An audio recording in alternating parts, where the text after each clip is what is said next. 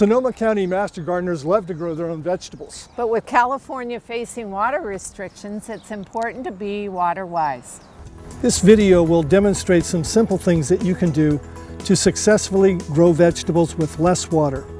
With most gardeners in Sonoma County facing water restrictions, some gardeners might feel they can no longer grow vegetables for their family.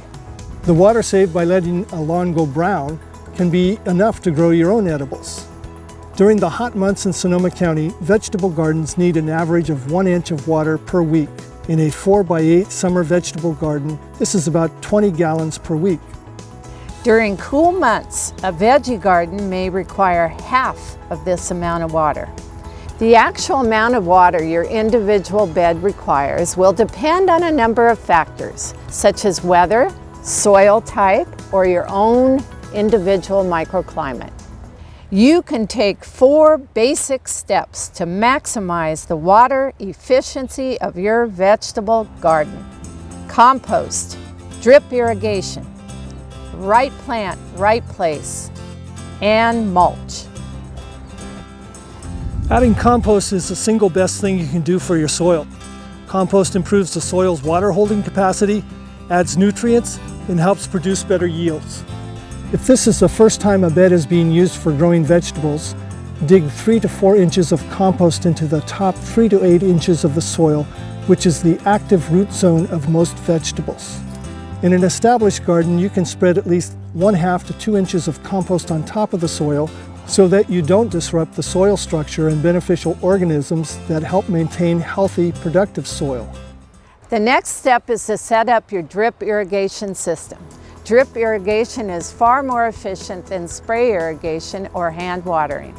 With drip irrigation, water is applied uniformly and only where it is needed, and it reduces water loss from evaporation. If you aren't using a drip system yet, it is very easy to install. For a 4x8 foot bed, the system looks like this. The simplest system is a 1/2 inch main line across the 4-foot width of the bed with the 1/4 inch tubing that has inline emitters running down the 8-foot length of the bed.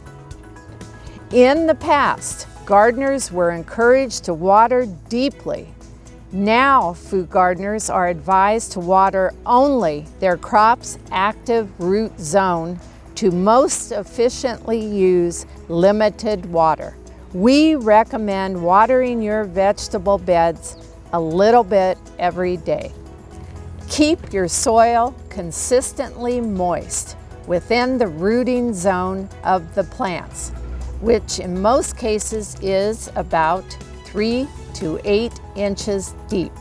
If you water longer than that, it is likely that water is being wasted below the rooting zone.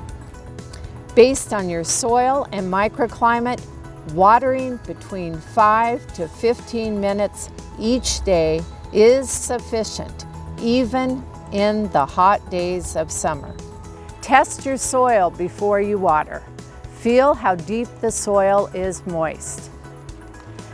Your best indicator is free.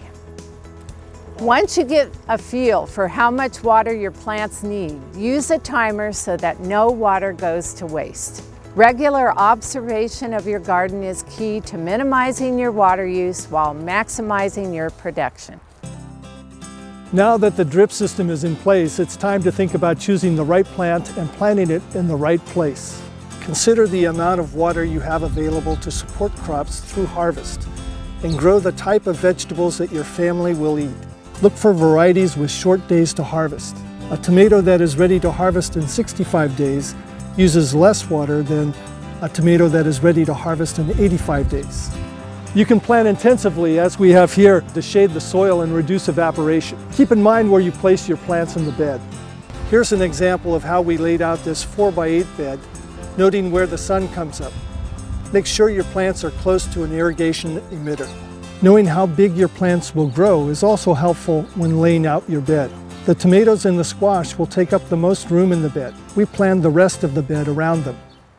To save space, we planted pole beans that climb up instead of out. We purposely put the lettuces in the shade of the chard and the tomatoes because in the summer they prefer to have a bit of afternoon shade. We chose varieties of vegetables and herbs for early production, and we added flowers to attract beneficial insects. Once the right vegetables are planted in the right place, you are ready to mulch. Mulch is any protective covering for your garden beds. It moderates soil temperature and reduces evaporation. Use organic materials such as dried leaves, straw, grass clippings, or compost. Add 2 to 4 inches of mulch on top of your soil. Mulch goes on top of the drip system so that soil, not your mulch, is irrigated. You can have a bountiful vegetable garden using less water by remembering these important, simple steps. Compost helps your soil hold water and supports all the living organisms working in the soil. Drip irrigation puts water where you want it. Use less water, more efficiently, and it goes only where it's needed, the active root zone. Be selective. Grow what you enjoy eating. Pick the right plants given our summer dry climate and plant them in the right place so they will thrive. And don't forget the finishing touch. Mulch covers your soil, keeps it cooler, minimizes evaporation, and prevents weeds. We hope these simple tips will help you have a thriving vegetable garden even during the drought. Enjoy your harvest.